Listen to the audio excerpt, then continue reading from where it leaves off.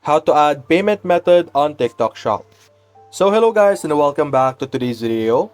In today's video, let's show you how you will be able to add a payment method on one of your TikTok Shop or your TikTok Shop over here. So simply click on your profile and over here, click on your orders at the center of your profile. Over here, you will be able to see your order history. But look over here at the top, you will have some sort of a navigation bar. Simply scroll to the right and you will see a payment option.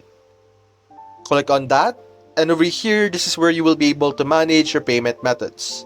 So you could add your payment method over here at the bottom as you can see. You can also see your balance and your other saved payment methods as you can see. And you can also check out different refund methods over here if you're interested in that. So that's basically it guys. If you consider leaving a like and subscribe, thanks for watching.